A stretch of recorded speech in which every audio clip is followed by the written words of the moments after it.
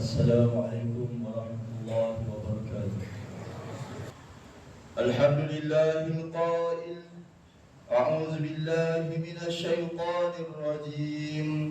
يوم لا ينفع مال ولا بنون إلا من أتى الله بقلب سليم.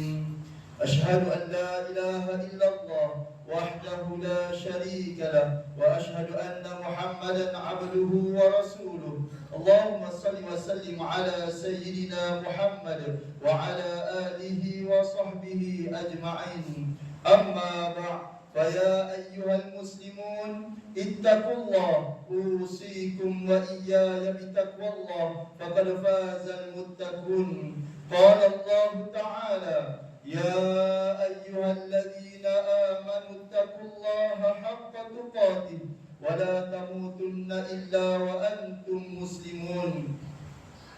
Muslimin yang dirahmati Allah Subhanahu wa taala sekalian, saya menyeru agar kita bersama-sama meningkatkan ketakwaan kita kepada Allah Subhanahu wa taala dengan melaksanakan segala perintah dan meninggalkan segala larangannya. Semoga kita semua diberikan kebahagiaan dan kejayaan di dunia dan di akhirat. Pada hari yang mulia ini, mimbar akan membicarakan khutbah bertajuk Jalan Menuju Hati yang Sejahtera. Hadirin Jumaat yang dirahmati Allah Subhanahu wa taala, apabila kita membicarakan tentang kejayaan dan kebahagiaan, kebanyakan daripada kita akan segera memperbanyakkan kemewahan harta, kedudukan pangkat dan ramainya zuriat keturunan. Namun sebenarnya perkara yang mampu memberi kejayaan dan kebahagiaan yang hakiki adalah memiliki hati yang tenang dan sejahtera. Firman Allah Subhanahu wa taala dalam surah Asy-Syu'ara ayat 88 hingga 89 yang dibacakan pada permulaan khutbah bermaksud, iaitu pada hari ketika harta dan anak pinak tidak dapat memberikan pertolongan sedikit pun, kecuali orang yang menghadap Allah dengan hati yang sejahtera daripada syirik dan penyakit munafik.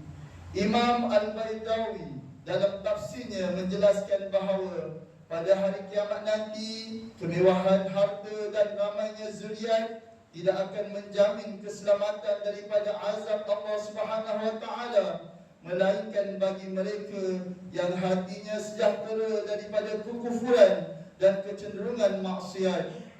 Ketika itu, bukan banyaknya harta yang ditanya, bukan pula ramainya zuriat yang dibangga-banggakan, tetapi satu perkara sahaja yang menjadi neraca, iaitu hati yang sejahtera ketika menghadap Allah Subhanahu wa taala. Maka sangat wajar untuk kita bertanya kepada diri sendiri, adakah hati ini benar-benar berada dalam keadaan sejahtera? Persoalan ini bukan persoalan kecil, kerana kerosakan yang melanda masyarakat hari ini, seperti retaknya hubungan kekeluargaan, putusnya silaturahim dan repuhnya perpaduan ummah, sebenarnya berpunca daripada satu perkara yang sama. Itulah penyakit hati, khususnya sifat hasad, dengki dan dendam. Apabila hati sudah dijangkiti penyakit ini, mudah sahaja seseorang menjatuhkan saudaranya sendiri, bahkan bongkar aib yang sepatutnya ditutup, mengungkit kesilapan lampau yang sepatutnya dilupakan, sehingga menyimpan dendam permusuhan yang tidak kesudahan. Sidang Jumaat yang berbahagia, Rasulullah SAW telah mengingatkan kita bahawa hati merupakan penentu kepada baik atau buruknya kehidupan seseorang. Hadis yang diriwayatkan daripada An-Nu'man bin Bashir radhiyallahu anhuma, baginda sallallahu alaihi wasallam bersabda, "Ala wa inna fil jasadi mudghah, idza salahat salaha jasadu kullu, wa idza fasada jasadu kullu, ala wa hiya qalb."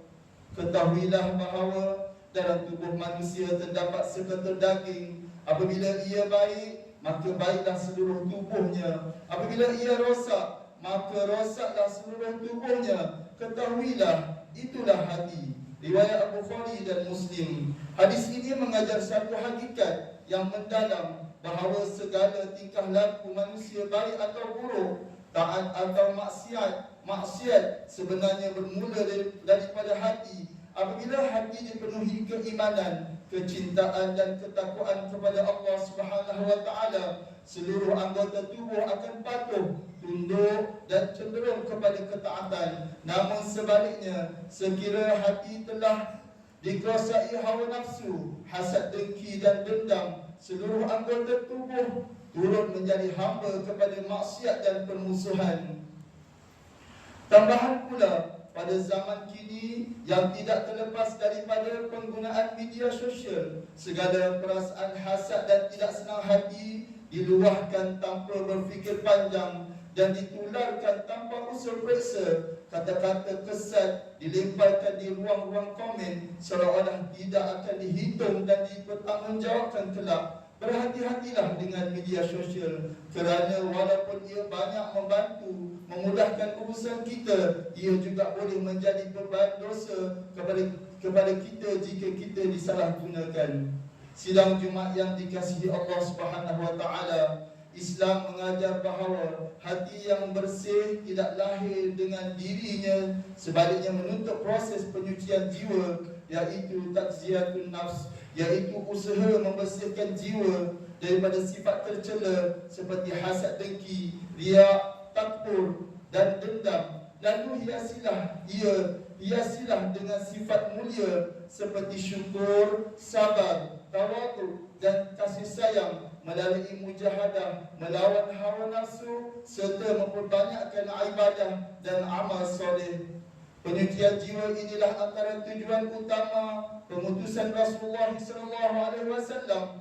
Baginda SAW membimbing para sahabat bukan sekadar menjadi generasi berilmu, bahkan berakhlak mulia dan diridai Allah Subhanahu wa taala, sesuai dengan firman Allah Subhanahu wa taala dalam surah Al-Jumu'ah ayat 2. A'udzu billahi minasy syaithanir rajim. Huwallazi ba'atsa fil ummiyina rasulan minhum yatlu 'alaihim ayatihi wa yuzakkihim wa yu'allimuhumul kitaba wal hikmah. Dialah yang memutuskan dalam kalangan orang Arab yang buta huruf seorang Rasul, yakni Muhammad, daripada bangsa mereka sendiri, yang membacakan kepada mereka ayatnya, menyucikan jiwa mereka daripada iktikad yang sesat dan mengajar mereka kitab Al-Quran dan hikmah. Sesungguhnya mereka sebelum kedatangan Muhammad berada dalam kesesatan yang nyata. Sidang Jumaat yang diraikan, antara jalan yang terbaik menyucikan jiwa dan mengubati penyakit hati adalah dengan memperbanyakkan syukur, redha dengan segala ketentuan Allah Subhanahu wa taala, memaafkan kesalahan sesama insan serta melazimi zikir dan istighfar, amalan-amalan wirid, hizib dan himpunan zikir, sama ada yang maksurat atau yang telah disusun oleh para ulama, adalah sangat sesuai untuk diamalkan bagi memudahkan orang awam mengamalkannya secara konsisten. Pada kesempatan ini, khatib menyeru kepada semua pihak yang menguruskan masjid dan surau agar melengkapkan siri kuliah di tempat masing-masing dengan disiplin ilmu yang seimbang kepada masyarakat, merangkumi ilmu akidah, syariah dan tasawuf. Jemputlah guru-guru bertauliah yang diyakini keilmuan dan akhlaknya bagi mengisi kuliah dengan pengajian yang dapat membimbing masyarakat. Khatib juga menjemput sidang jemaah sekalian untuk bersama-sama memenuhi majlis-majlis ilmu di masjid dan surau berhampiran. Saudaraku sedang muslimin yang dirahmati Allah Subhanahu wa taala, mengakhiri khutbah pada hari ini, marilah kita menghayati beberapa pengajaran yang boleh dijadikan pedoman dalam kehidupan kita. Pertama, umat Islam hendaklah sentiasa menyucikan hati daripada akhlak tercela seperti hasad dan dendam. Seterusnya hiasi hati dengan akhlak yang mulia serta sentiasa bersangka baik dan dengan segala ketentuan Allah Subhanahu wa taala.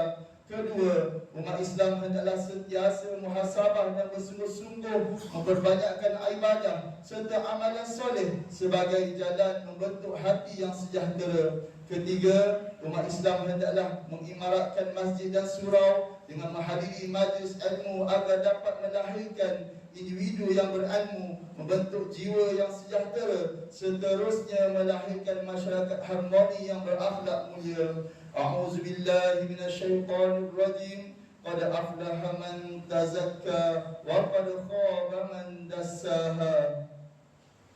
Sesungguhnya telah berjaya orang yang menyucikan jiwanya dengan iman dan amal soleh, dan sesungguhnya telah rugi orang yang mengotorinya dengan sebab maksiat. Surah Asy-Syams ayat 9 hingga 10. Barakallahu li wa lakum fil Qur'anil azim wa nafa'ani wa iyyakum bima fihi minal ayati wa dzikril hakim wa taqabbala minni wa minkum tilawatahu innahu huwas samiul alim. Aqulu qawli hadza wa astaghfirullahal azim li wa lakum wa lisa'il muslimin wal muslimat fastaghfiruhu innahu huwal ghafurur rahim.